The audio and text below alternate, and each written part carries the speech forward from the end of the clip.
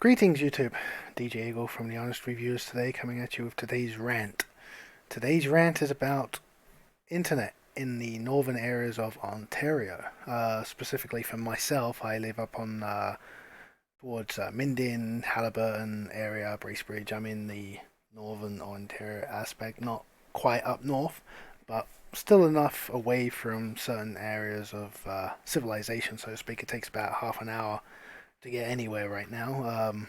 About an hour to go to any decent supermarket where you get cheap groceries and whatnot, but that's not what we're on about. Location is basically the big thing for internet here, with the aspects of internet selections here in Canada. We are very limited. We have basically the big three. Big three rule the world in Canada. You've got TELUS, you've got Rogers, and you've got Bell. They're your main three. You do have your spin-offs. You've got your Freedom Mobile, you've got your Virgin, you've got your Fido and Kudo, stuff like that. They have the slightly cheaper plans, but when it comes to like your home phone, television plan, internet, we're very limited for that. The big problem we have is we have no connectivity. In the outside world here, it's you're in the boonies pretty much. And when we moved here 2 years ago, we moved from Barrie, and it's not as big as Toronto. Obviously, Toronto's huge, but it's still a big city. It's kind of like Lindsay, Newmarket, Richmond Hill. Well, not as big as Richmond Hill, but it has civilization, as I'd like to call it, where it's got lots of population, lots of chances to make money for the big corporations.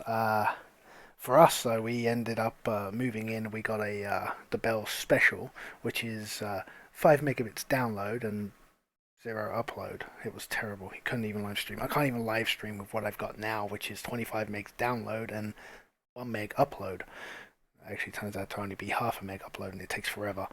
And live streaming is just ridiculous. So everything I have to do, I have to pre-record and do stuff, which is really sad because there's so many games that I wanted to do live, and it just didn't happen. So, but anyway, getting off topic. This is a rant. It might be a while. I'm sorry. But the issue we have, obviously, I got the 5 down, half up, and we get limited usage. They cap us with 100 GB per month on the standard bill, which is $50 a month. I think it's like $49.95. That gets you your 25 down, your 1 up, and 100 gigs per month. The setup we're on is we're on 350 gigs, and we have lots of PlayStations and other stuff. And as you are well aware of, there's a bunch of downloads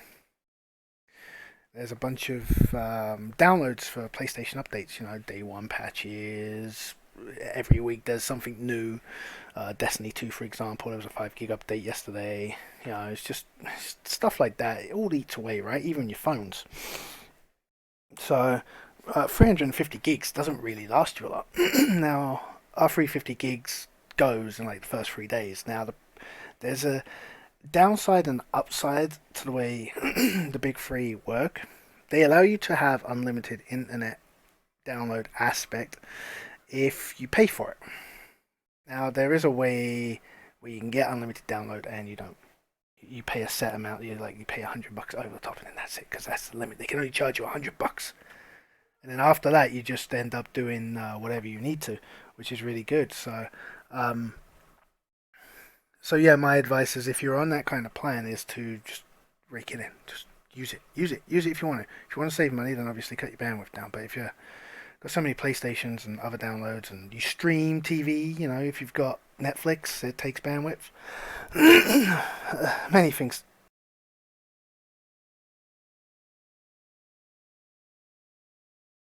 that take the bandwidth out and whatnot. So it's just a case of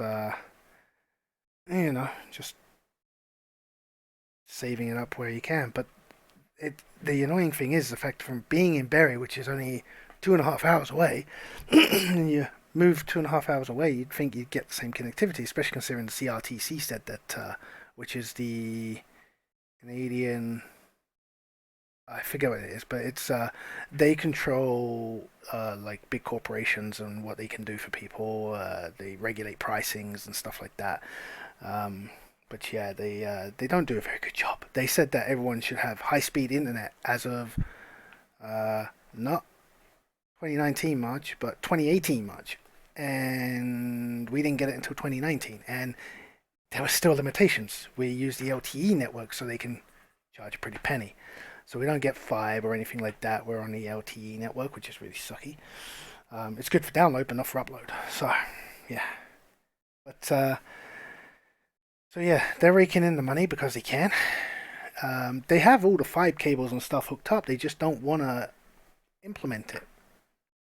Kind of weird. You see all the markings everywhere out there. I'll see if I can find a picture and I'll try and put one up. But yeah, my rant is the fact that they don't help you if you have issues like tech support problems and whatnot. I have a friend. She's in Bracebridge and she's got issues. Right. Well, she had issues. She moved from them and went on to ExplorerNet, and there's another one, ExplorerNet, in cottage country. ExplorerNet is it's one of those piggyback ones. It's kind of like Yak. Well, I'm not sure if you're familiar, but basically Yak piggyback off of Bell's internet network, and then they sell it to you at a cheaper price, but give you better stuff. Um, when we were with Yak, we had unlimited download. We had 50 meg speed downwards. We had 25 up. It was really, really good, and that was only $75 a month. $75 a month. Perspective. 50 meg down, 25 up, unlimited bandwidth. 75, well, 75, $79. It was around that area. It's been a while. That's what you get. You move up to cottage country, and you get royally and utterly. Sorry for the pop. Yeah, so for the same price, when we first moved up here, we had the option of one internet package, 5 megabit down. Supposed to be half a meg up, but we didn't even get a 0.01. There was just nothing, no upload. Even with the 1 meg now, it's sporadic.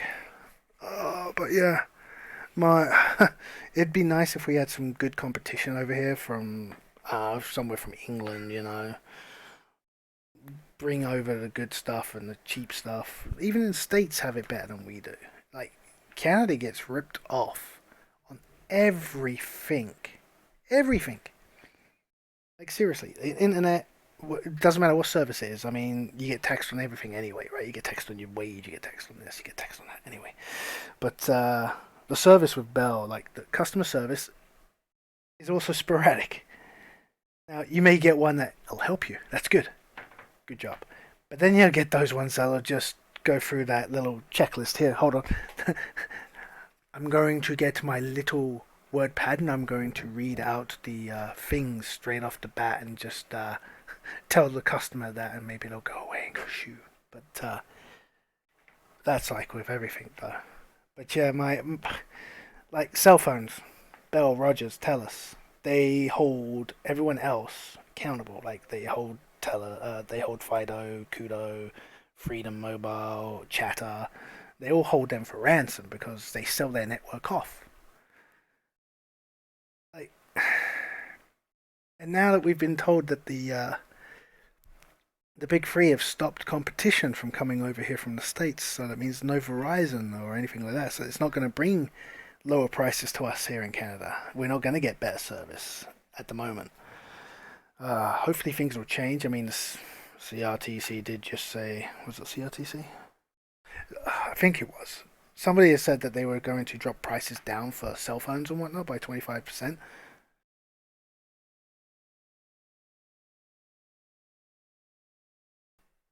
25% over the next couple of years. Sorry I have to keep stopping. My mic keeps turning itself off, and I don't know why. Everything's set up right.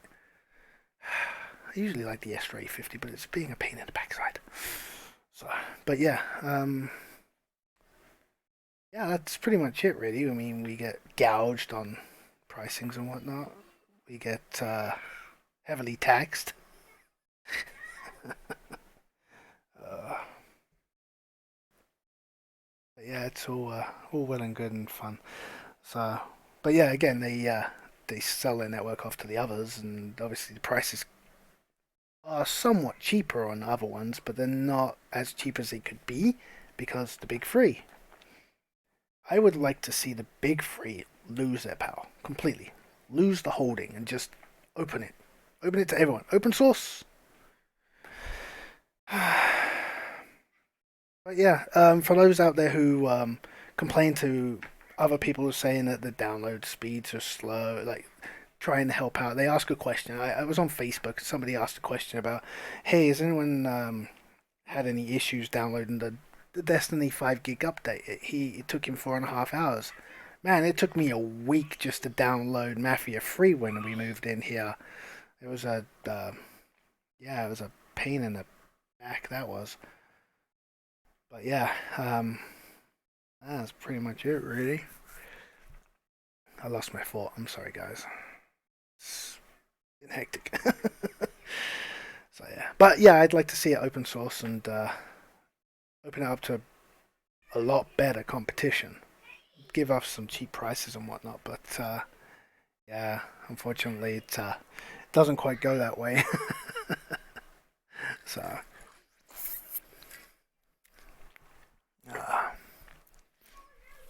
damn, messy. Uh, so yeah, don't diss people if they ask questions about if they're having issues. Some people could be like myself and have the only option of having poor net. There was somebody who complained to him, "Oh, get off the Wi-Fi at McDonald's." Well, for one, use your common sense. It wasn't a joke. He was literally slandering this person. I was like, "Come on, use your common sense." Like the person's going to take their PlayStation or Xbox, depending. Didn't say which console it was. Stick it in their vehicle, get it all hooked up, drive to McDonald's, park in the parking lot, and utilize their Wi-Fi. Somebody didn't think that one through, did they, when they used that as a diss? Time to put all that together, cost of gas, not to mention the drain that's going to do to your poor car battery. So, it's just people like that. They really get on me. They do. It's just, I don't know. It's just a joke, really. Why can't just people be nice? Like rich companies, why can't they just throw normal people like you and me a bone and give us reasonable prices? We don't ask for much. Reasonable prices.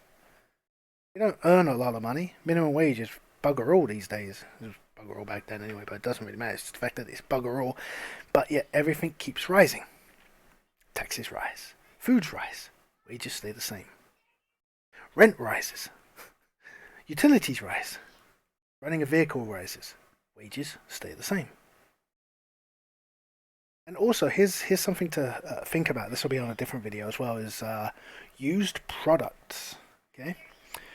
Whenever you buy something used, that product has already had its tax paid for by the first person. There should not be any taxes up on it. Any others. There's no used tax. Like if you go to Hock Shop or you buy a used vehicle, there should not be any tax on that. Google it. Tells you right there. At least for a Canada, anyway. So, but anyway, this is Djeagle, and this rant is done for now. I hope you found it kind of informative. It was more of a rant more than anything else. If you move to cottage country, don't use your phone. Just use your phone. So, but yeah, this is Djeagle from The Honest Reviewers, giving off his very first rant at the moment. There is another one coming for Maclang Aurelia. Do stay tuned for that one. I bought a vehicle from Maclang, and yeah, it was not the greatest experience, I must admit. It really wasn't. But anyway, hit the old like and subscribe, and I will catch you on the flip side.